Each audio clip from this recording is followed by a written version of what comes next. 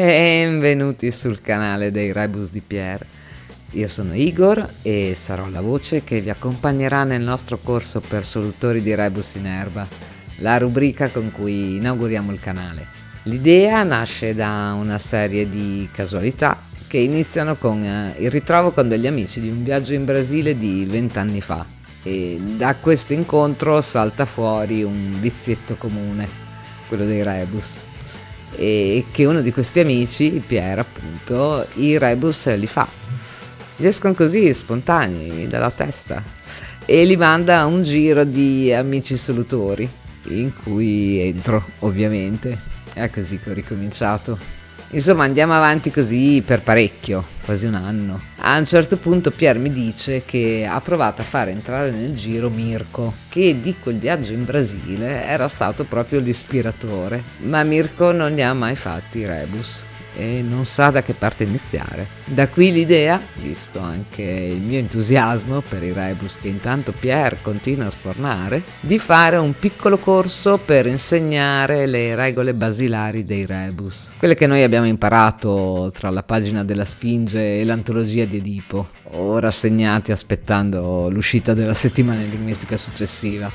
Facciamo qualche ricerca e scopriamo che l'idea non è affatto originale, perché un appassionato di rebus, autorevole, Pietrichino, ci ha scritto un libro e fatto pure un bellissimo blog sull'argomento.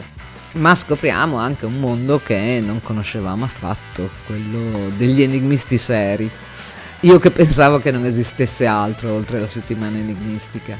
Però, anche se non originali, ma carichi dalle interessanti letture, abbiamo deciso comunque di andare avanti e provare a dare anche noi il nostro contributo a una diffusione dal basso di questo gioco che ci diverte tanto, usando un mezzo diverso, quello dei video. Ah, eccovi finalmente, dicevo di questo gioco.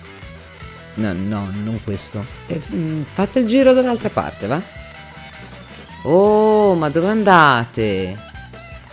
Richiama gli allegri sciamannati, su. Vabbè, poi le capre siamo noi, giusto?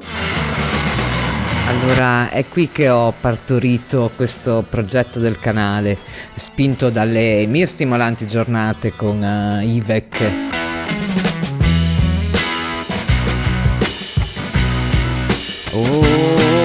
Tra i nostri intenti c'è sicuramente quello di togliere al rebus un po' di pregiudizio di gioco da fighetta intellettuale, farlo uscire da certi recinti e magari, già che ci siamo, dare una svecchiatina al linguaggio stesso dei rebus, con una lingua italiana più vicina a quella parlata dai giovani, ad esempio.